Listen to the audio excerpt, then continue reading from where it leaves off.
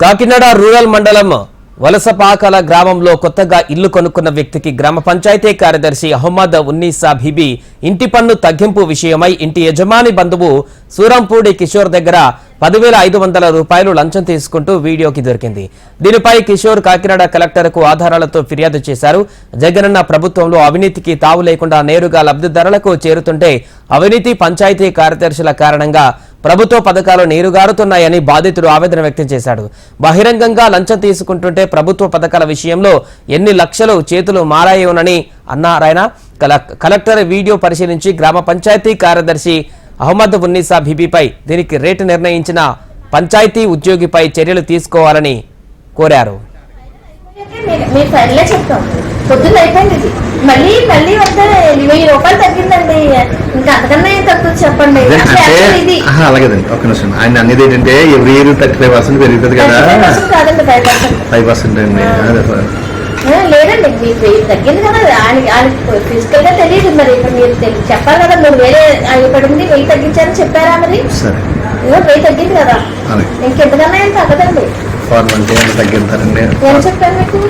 12,000 చెప్పారండి. అవును, 800 తీసేసి 12,000 ఇమ్మన్నారు. పాత్రికేయ మిత్రులందరికీ నమస్కారం అండి. నా పేరు సూరంపూడి కిషోర్. మాది కాకినాడ రూరల్ వలసపాకల గ్రామం అండి. మా వలసపాకల గ్రామంలో గ్రామ పంచాయతీలో జరిగిన అన్యాయం గురించి పాత్రికేయ మిత్రులకు మరియు కలెక్టర్ గారికి ఫిర్యాదు చేసే ఉన్నాను.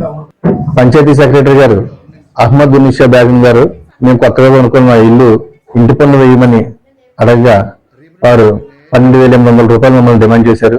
ఈ 12,800 రూపాయలు కట్టితేనే ఇంటి పన్ను వేయడం జరగదని చెప్పారు. అయితే ఆ 12,800 రూపాయలు మేము కట్టుకోలేమమ్మా, మాకు అంత స్తోమత లేదని చెప్పి మేము వెనక్కి వచ్చేసాం. మర్నాడు పంచాయతీ సిబ్బంది ఒక వ్యక్తి ద్వారా కలిసి మేము వెళ్ళగా ఆవిడ 10,500 కట్టాలని, ఆ 10,500 కడితేనే ఇంటి పన్ను వేస్తానని చెప్పి ఉన్నారు. సరే అని చెప్పి ఆ 10,500 ఆవిడకి ఇచ్చి ఇంటి పన్ను వేయించుకున్నామండి.